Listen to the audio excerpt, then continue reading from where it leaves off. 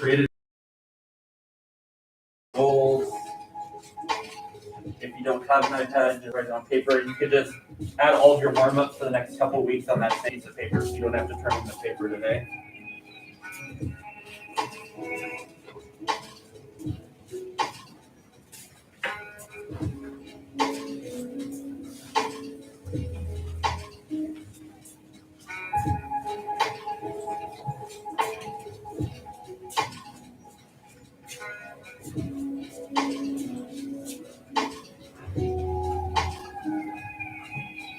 And sometimes I have you share out some of these answers, but I won't put this one just because, it's a personal goal. It could be like something that you don't want to necessarily share with everybody. So we're going to keep this personal, so you don't have to tell the whole class what it is. Oh, did you come in a little later after? Or not? Okay, I'll get it fixed. Thank you.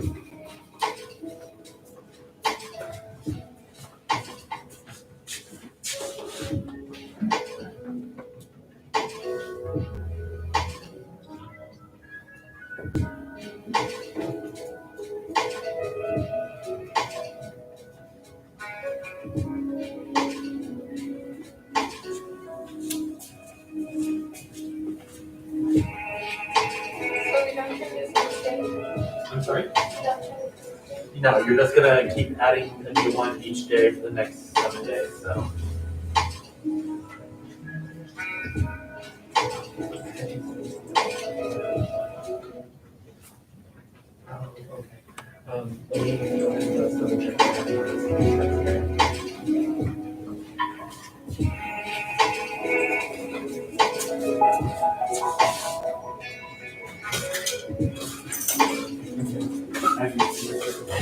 Everybody else who was not here yesterday, so and Michaela, was there anybody else who was absent yesterday? You weren't here either, right? Okay.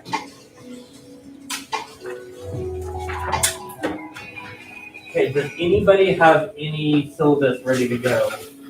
If you do, go ahead and get them out. Make sure your name is on it and pass it forward.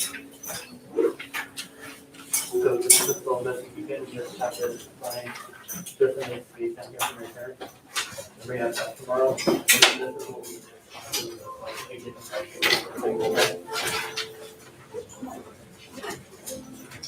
go ahead and just hold on, and I'll have that down.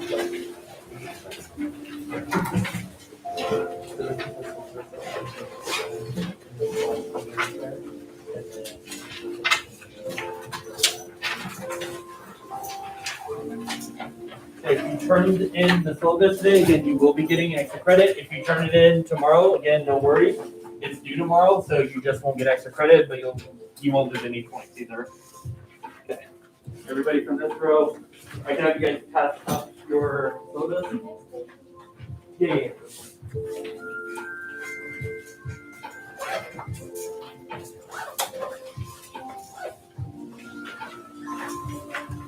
Pass them up if you got them. Make sure your name's on it though.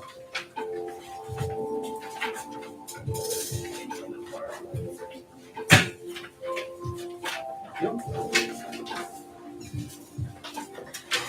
What did you say?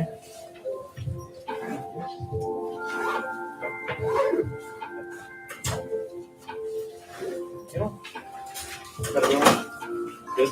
Yeah.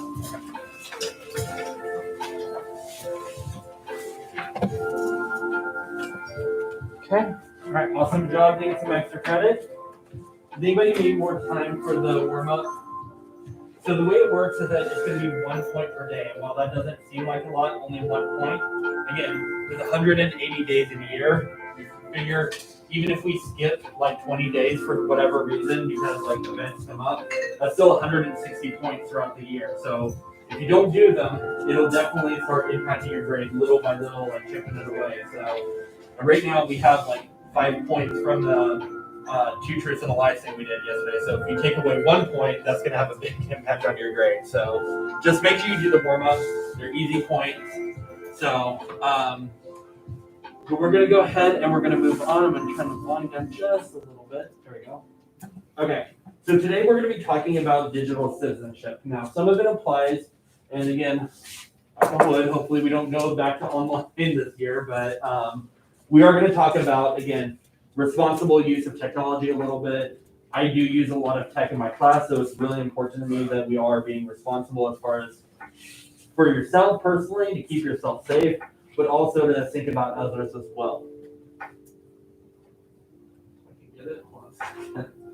There you go. First, before we do that, I want to make sure that we all get Canvas squared away. So what I need everybody to do right now, and if you don't have an iPad, don't worry about it. You probably can't log in. Just kind of follow along for later. But go to singer.instructure.com. If you Google it, don't go to singerisd.instructure because ISD is the Texas Singer. You're not in Texas, you're in California. So.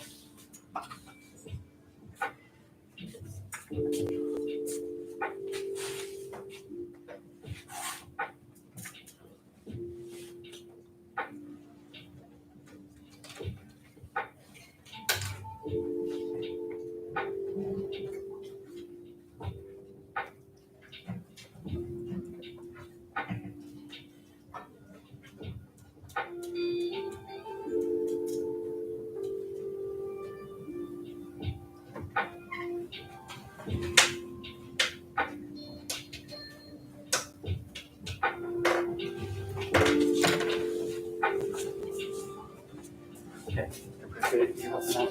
You can bring that to the office and they do like raffles and stuff like that. So, okay, so once you're at singer.instructure.com, your ID is going to be your username, and it's not at singerusd.net. It's just an ID by itself. Your password should be your first initials, birth months, which so if you were January, it'd be 01, and then the birth date. So if you were 6, it'd be 06. And then, so once you do that, just kind of, it says go to modules, but just wait while you're like just logged in.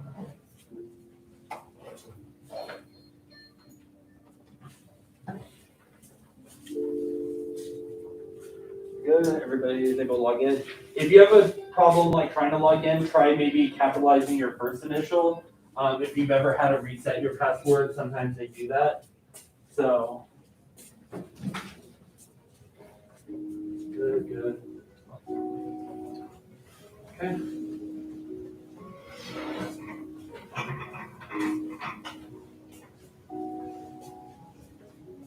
All right.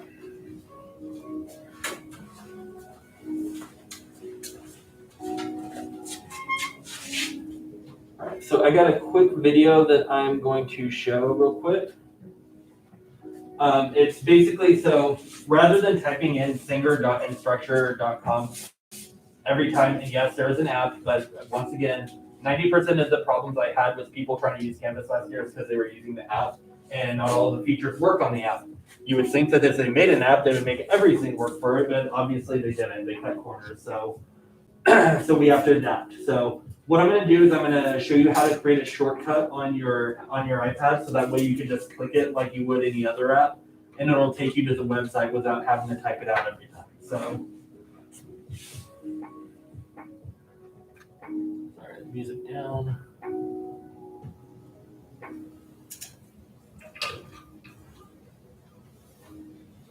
Hey guys, William's here. I got it. I'm going to play it up here. Sorry, no, sorry, I was Oh, that was you. Okay. pulling it up on my. No worries. Hey guys, William's here. I'm going to show you guys how to create a Canvas shortcut. So what you're going to do is you're going to open up Safari, go to singer.instructure.com, and then once you're there and logged in, you're going to go to the share button at the top right, find the button that says add to home screen. Once you add to home screen, you need to rename it to Canvas, so change it from dashboard to Canvas. And then once you're done typing that in, you're going to click on add, and then it'll pop up there on your home screen. And so whenever you click on the home screen shortcut, it'll take you to the website from now on. So again, don't use the app, use the shortcut at the website. Thanks. Okay. So everybody got that? You already have it on yours. Good. Anybody need help figuring that out, how to do it? So Singer, and then .in. Ruckt. Pure.com. There you go. Yeah. Got it? Were you able to create the little shortcut? With the little share icon? Grab the share icon to the photo. To the left of the plus. There you go. And then you're going to click add to home screen. And then you're going to just click add to already since campus. There you go. So now you can just click on that without having to type it out every time. It should be your first and last initial, your birth month, and then your birthday. And then you're gonna just click I agree and then submit. Now you're gonna click on the little arrow up there, and then add to home screen.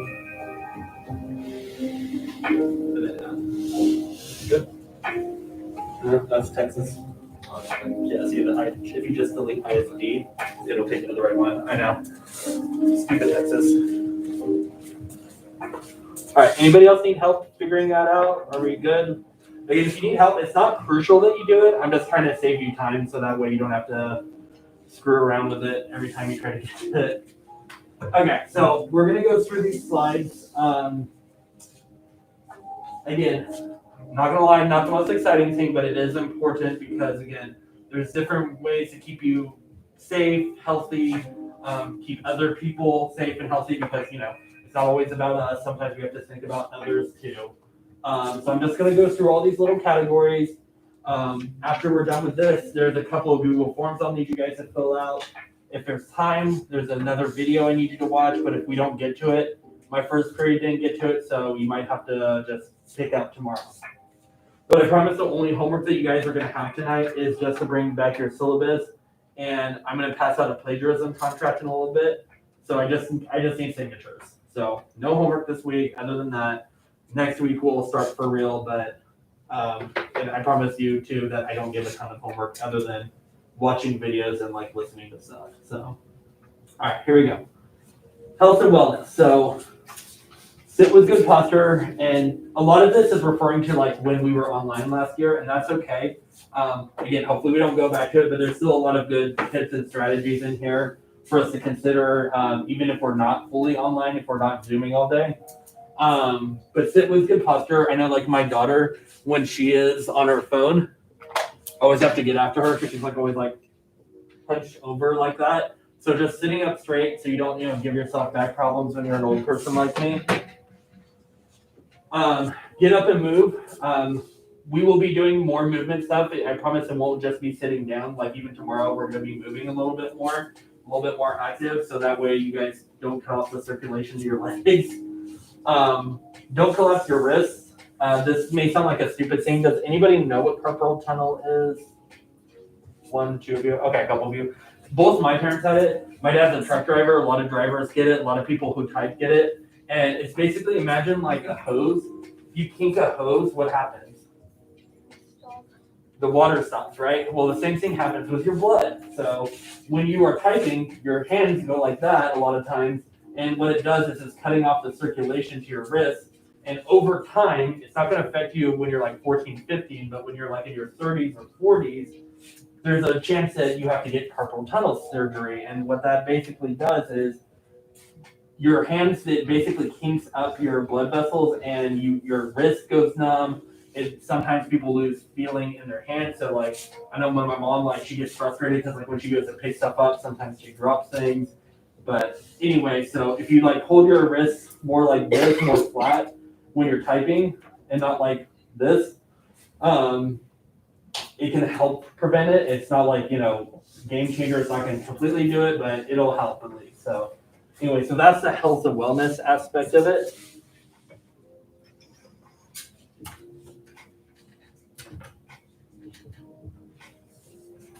Okay, cyberbullying. Obviously, this is an important topic to discuss because a lot of people have been victims of it, or if you haven't been a victim, you've seen other people be victims of it. And I don't want to be super cringy talking about it, but it is important because obviously It has led to suicides before. It has led to people having adverse mental health. So we want to make sure that we take care of, again, not only ourselves, but other people as well. So don't worry about writing the stuff down. So we're just going to go ahead and talk about it.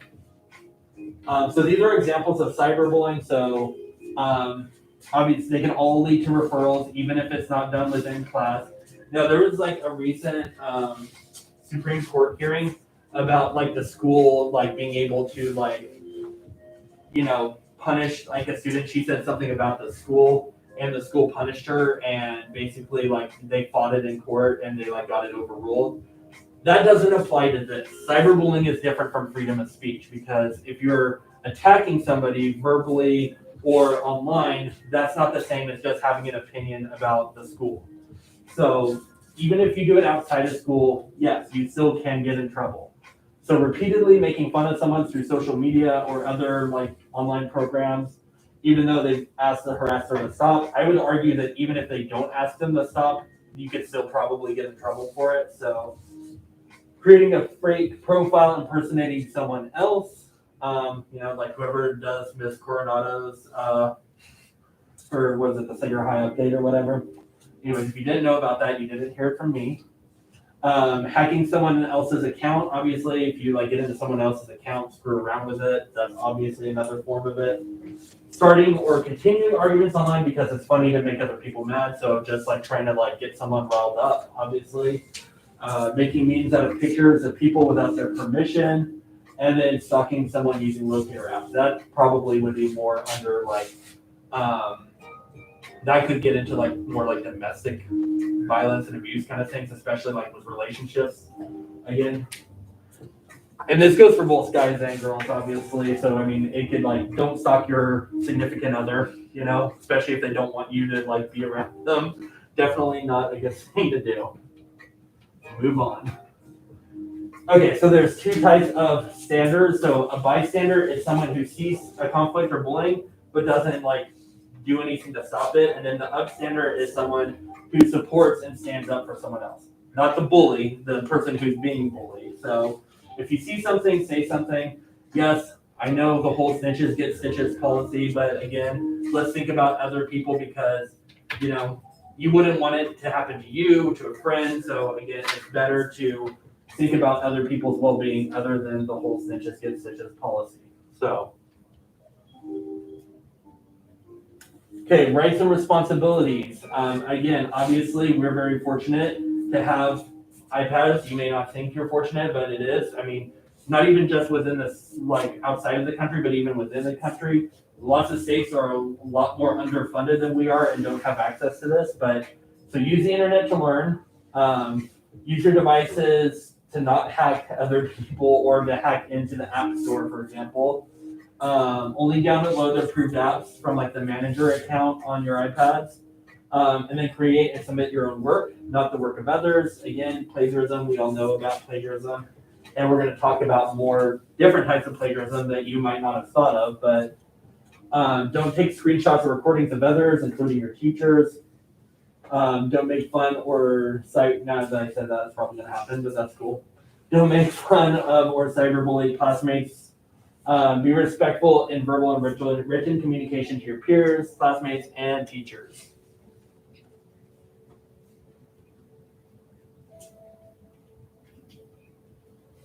That's a good thick one, actually. Hold on. Yep. All right, communication and collaboration. So there's informal and formal styles of messages. What does informal mean? What is it like if I say like I'm having an informal conversation with someone? What does that mean?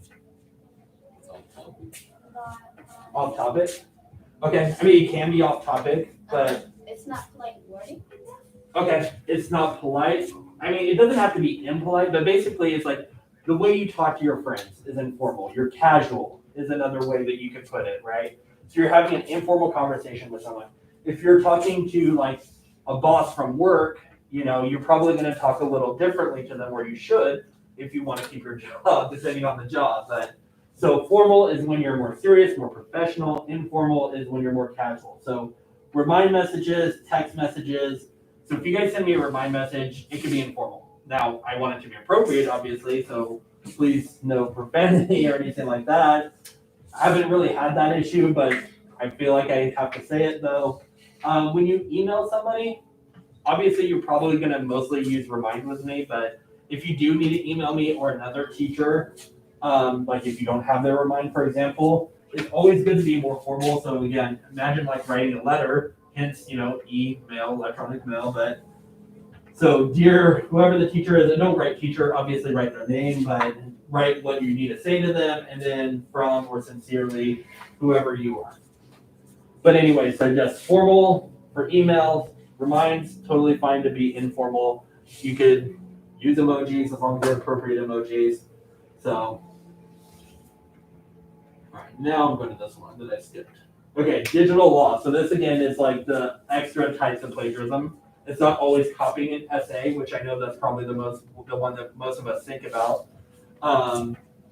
Copyright laws are there to guarantee that creators maintain ownership of their work, even when it's posted online.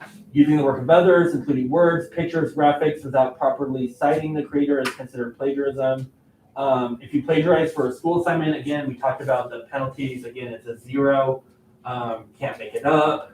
Saturday school, suspension if you do it again. So don't do it, but these are examples of plagiarism that some of them are familiar to you, some of them you're like, oh wait, that's plagiarism. So using photos off the internet without attributing the creator. So for example, if you guys look over on that wall over there, that blue and red painting, one of my students actually did that. And I always use this as an example. It was really cool. She did it all by herself. It was still plagiarism though, because what she did is, it's a project that we'll do next semester for Lord of the Flies. It's an art project. And she just Googled Lord of the Flies art. And so that image was on Google. And so even though she did all the work recreating it, it's still plagiarism. If she had wrote down that like who the artist was that inspired it, it wouldn't have been plagiarism. But since she didn't give credit to that person and she passed it off as her own original work, that's why it's plagiarism. So again, sometimes you have to again give credit to the people. Sometimes you have to get even permission technically for using other people's art. Even if you give credit, sometimes that's not enough. Sometimes you need to actually ask permission. But just at the very least, at least give credit to where it came from. But trying to pass off whole bodies of work as your own, stealing work from another student, again. So how to avoid it, give credit by including creator names, websites to back up your sources, and proper citation. So again, just tell me where you got it, so that way I know you didn't try to pass it off as your own.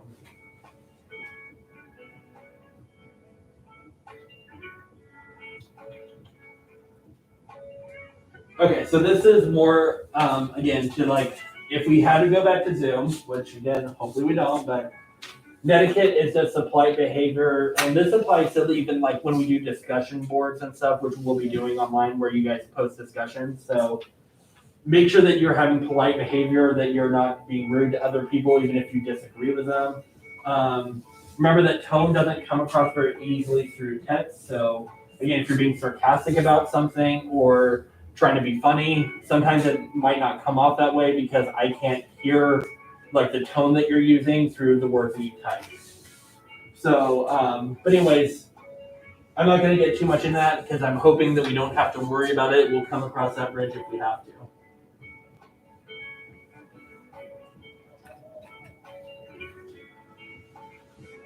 Okay, security and privacy. This one is growing more and more important. Does everybody know what ransomware is? Okay, one person nodded their head. Anybody else know what ransomware is or heard that word? Okay. Ransomware is where somebody will, they basically get into your information and they can encrypt it or lock it. So let's say you have important files, maybe it's tax information, which I know doesn't apply to you yet, but maybe that's what it is. Or maybe it's your social security. You have a document that has a bunch of important information about you. And what they do is they lock it so you can't open it. Or what they do is they threaten to sell your information to different places online so that they can use it for identity theft. And what they do is it's ransomware. So again, the first part of it is ransom. So they're basically ransoming your information. They're basically saying, if you don't give me $500, I'm going to sell your information to people, and it's really going to screw up your life. So as stupid as it sounds, one of the best ways to prevent that is having strong passwords. So that's why if you go to different websites, they're getting more like strict about like the requirements that you have to have for passwords because they don't want it easy to break into your account. So the best way to do that is that you should have at least one of the following: one capital letter, one number, and then one special character. You should have one of each of those. So special character could be like the hashtag symbol or pound sign, exclamation point, question marks, $, whatever it is. But you should have one of each of those. So if you're still using, for example, Google Docs, a lot of your passwords are identical. It's like GDocs for SUSD or whatever. If you're still using that one, you should probably change it because all someone has to do is find out your ID, and then they can like get into your account and screw with you.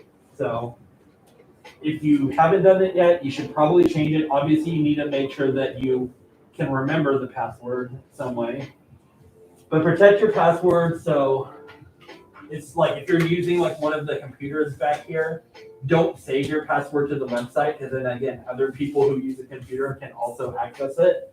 If you're using one of the computers in the back, log out of it. Anything that you share a device with other people, you should always log out of your information. If it's just your iPad and you're not sharing it with anybody, it should be fine. But if it's something that other people are using, you should probably try to remember to log out. So it is a good down to write down, not like to type it, but again, write it down like on a paper or something, your password, so that way you remember it. I know I'm not always the greatest about doing that. I try to just remember it, but we'll get to this video a little bit later. This is the video I was talking about that we might not get to today, but stranger danger still applies as far as like strangers online. And it's not like strangers are going to abduct you necessarily online, but again, the issue with strangers online is that, again, information. All of the digital like threats that we have is about information. So you want to make sure that you don't give information out, like even to the point where like if you're going to go on a trip, for example, some people are very protective about that. Like on social media, if you post that you're going on vacation and somebody is able to see that, it's like, oh, cool, they're out of town. I'm going to break into their house. So you have to be careful about information that you put out online because even if you're not directly saying, hey, steal from my home, I'm not home, you could give hints about different things that you don't want people to know. So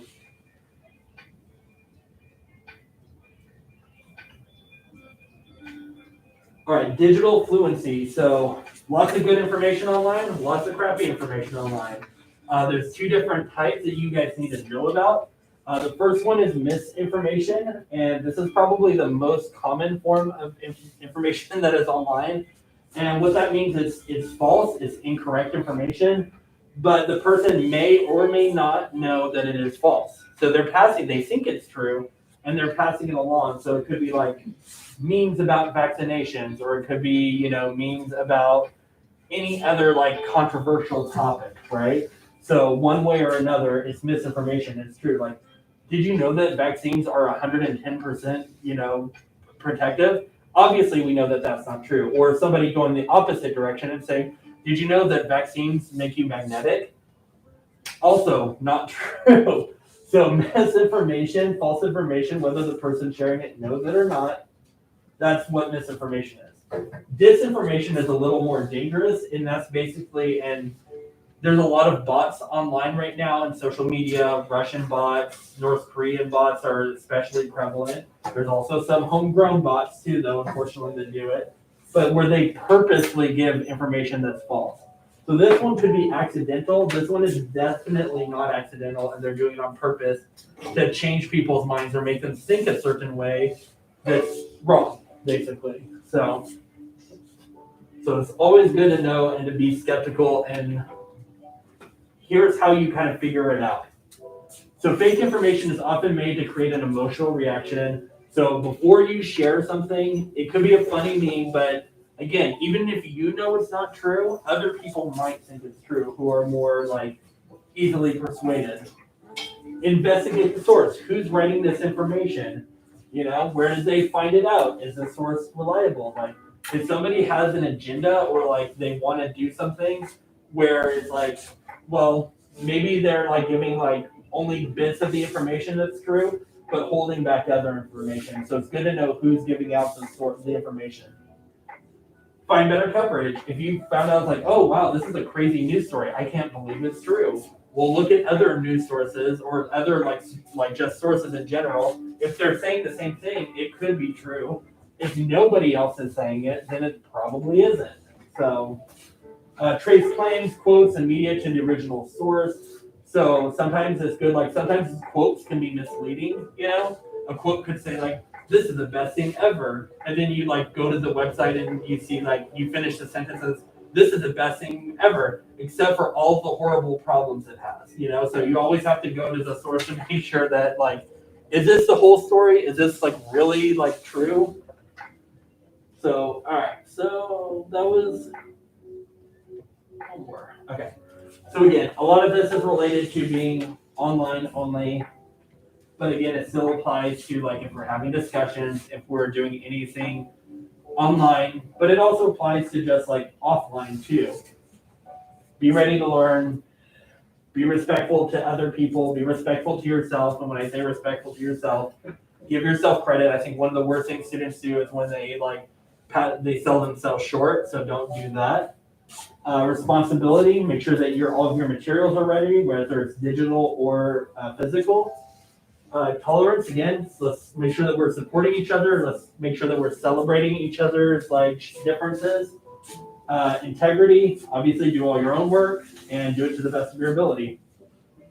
So what I'm going to need from you guys now, I know that was a lot of info. If you go to Canvas, I'm going to show you really quick how it works. So this is my homepage. Mine may be a little more fancy or less fancy than some other teachers, but it has my email on there. It does tell you that obviously you can get to me on Remind. But I'm going to show you because some of you have probably used Canvas, but you may not have really used it to its full potential as far as knowing where to find certain things. So first thing I want to show you is the to-do list. I have a to-do list, you have a to-do list. My to-do list involves grading. So it tells me what assignments have been done and what I need to grade. For you, it tells you what assignments are coming up and what you need to do to get a good grade. So, and obviously if you click on these, it'll take you to that assignment. And what's cool too is if you go to the dashboard is like the page where it has all of your classes. You'll have it to do for all of your assignments. So if you just want it at home and you just need okay, I need to make sure I get all my homework done. You just go through this list and you'll be done. But if you want to go by class,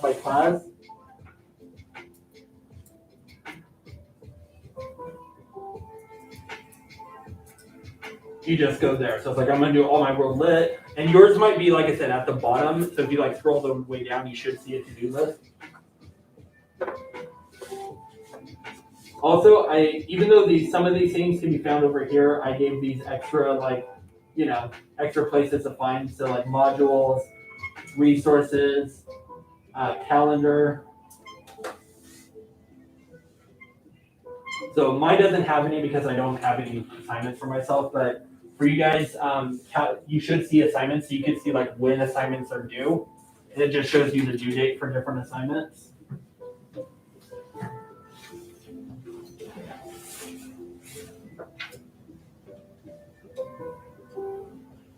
Okay, but I have my podcast on here. Right now there's only one episode.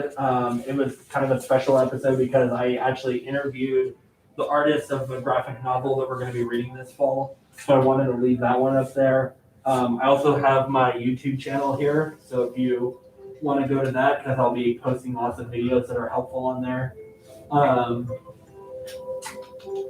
The most important thing that you guys need to know though is don't go to assignments, don't go to quizzes, don't go to discussions. Everything you really need is in the modules. Modules is basically where I gather information for you and make it easier for you to find.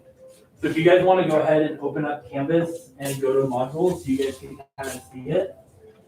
Let's see what I'm talking about. Now, Ms. Fernandez, my student teacher, she has hers in there as well. So if you see a module that says periods 3 and 4, obviously you're period 2. This doesn't apply to you, so just skip that. So 8:18 to 8:20, I always call the first week 0 because it's not a full week, but all of my modules start off with resources, and in every week you'll have slides. So all the slides that I put up today, yesterday, tomorrow, they're going to be right there. So in case you ever need to get to it. Also, I am recording currently right now, but it's just recording me. You guys aren't in the video, so don't worry. But I record every day a live YouTube feed, and I will put it under Thursday. I didn't do one yesterday, but I will put the video here, so in case you're absent, you can see what we did that day. When we start reading short stories, that'll also be like under resources. Again, I provide audio for most of my stories. That'll also be there. But then each day, you see what we worked on.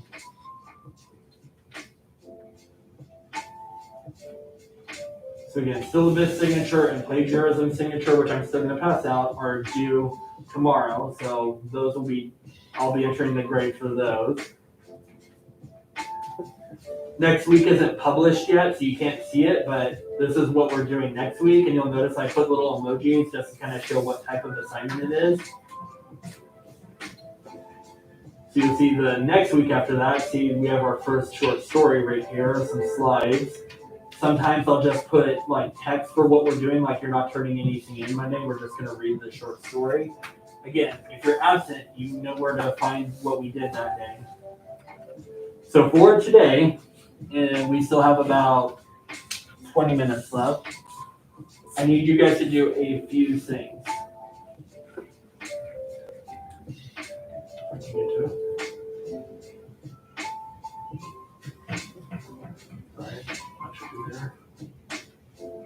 Okay, so you're going to go to this digital citizenship assignment. How many people don't have iPads, real quick? Just so I know. 1, 2, just 2. Everybody else has one? Okay. I'll print out a hard copy for you guys, so that way you guys are good to go. But obviously, the slides that I went over for digital citizenship is here. But you're going to go to the cyberbullying one. So there's a cyberbullying Google form and a digital citizen learner license one. For the cyberbullying, you're just going to answer these questions here. And then for the cyberbullying, again, it's more multiple choice.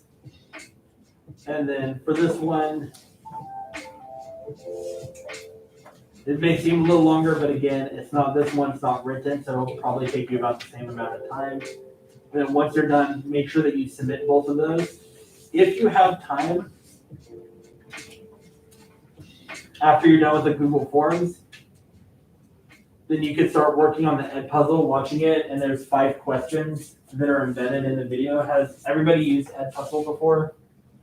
Most of you probably did last year, I imagine. A lot more teachers used it. But there's 5 questions, and so again, you can't move on until you answer the question. So make sure your volume isn't cranked all the way up. If you have headphones, when you get to this part, you're welcome to use them.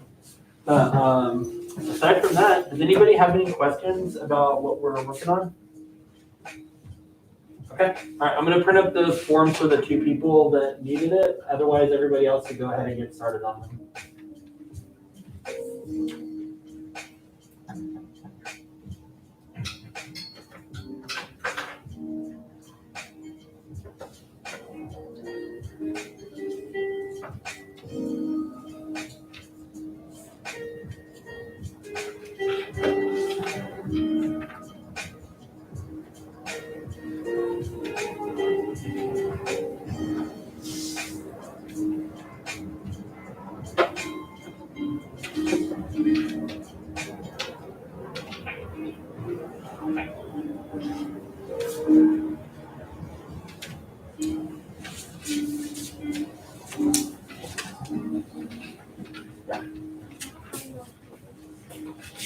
Okay, so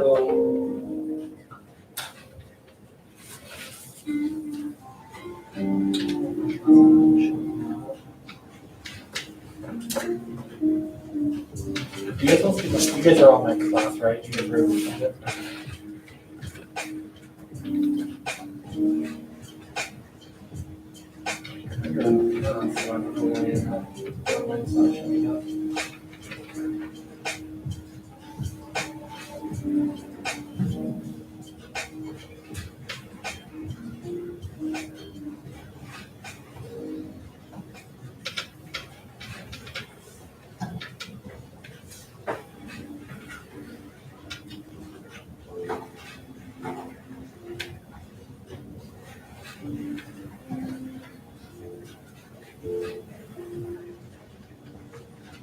Let me see if I can add you.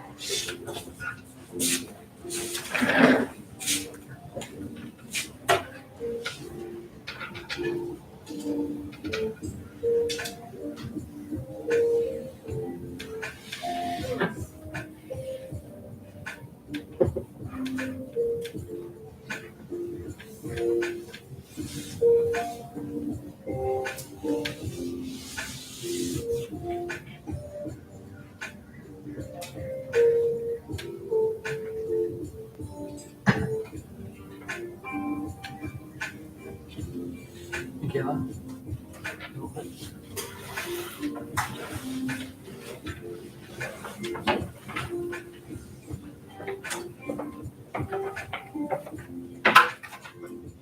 Okay, what's your ID? It's 203331.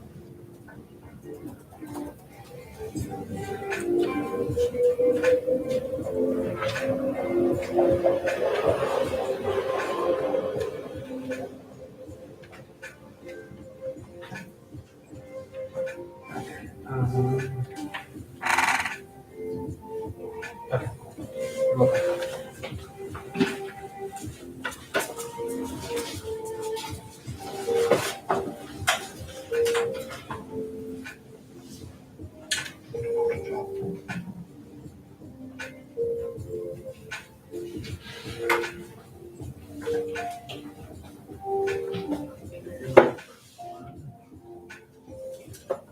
You all see the copy?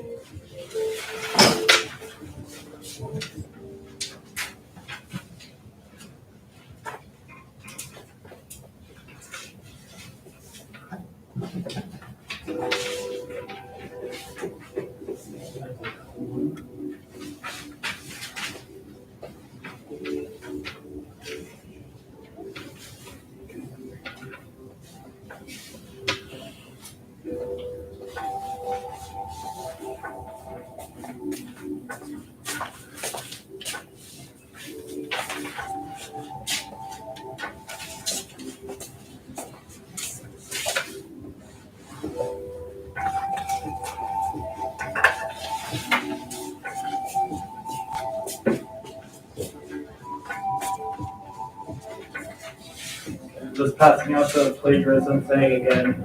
Tomorrow, just bring your syllabus if you didn't bring it today, as well as this contract.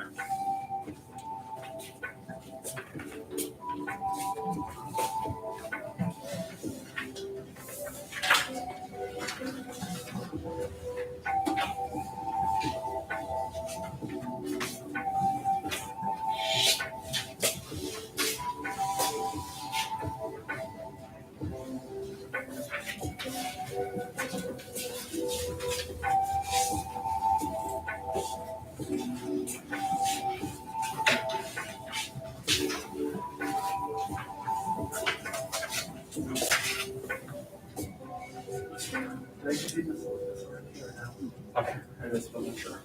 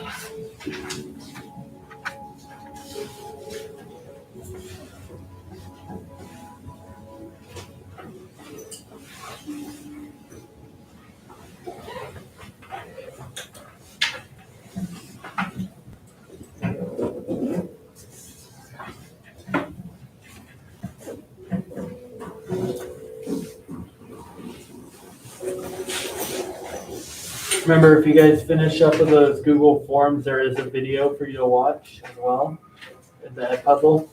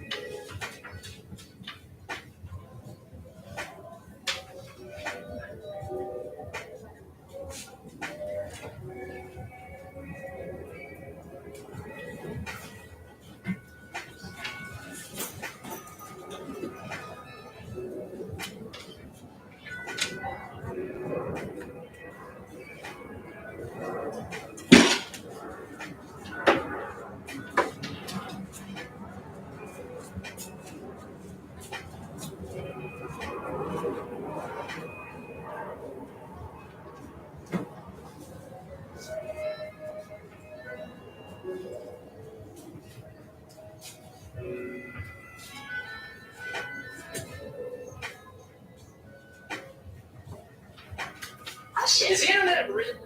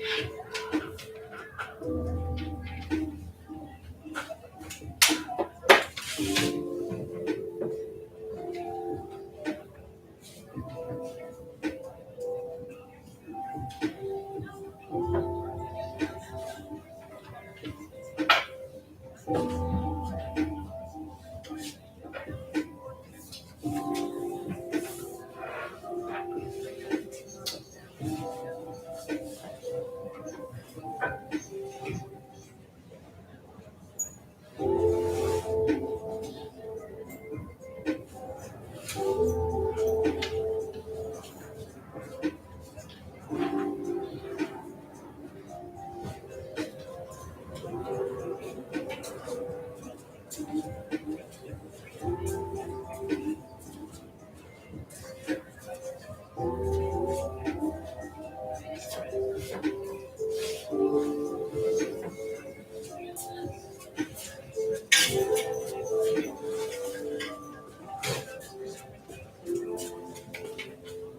got about 5 minutes. At least make sure that the cyberbullying and the license Google form, both of those are done. If you have time, again, work on the Ed puzzle.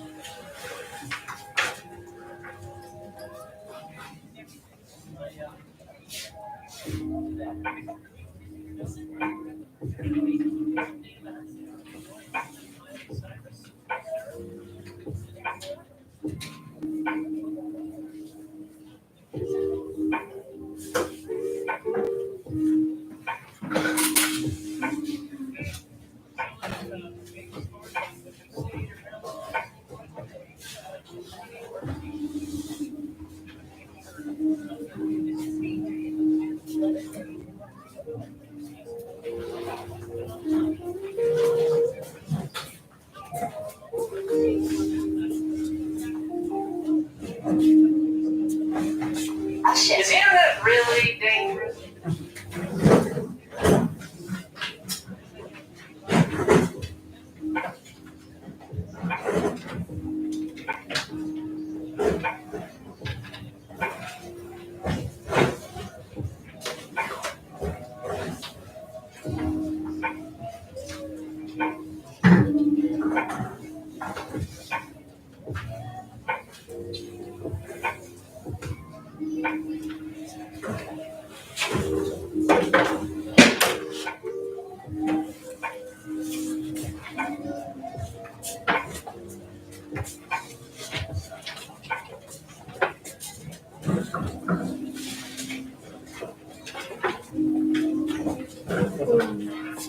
I thought this one would be false, because there's no one that this goes back to. But there is a way because the guy that comes to speak. Yeah, that is true. That is true. Okay, don't worry about it. Okay. Yeah, you're right.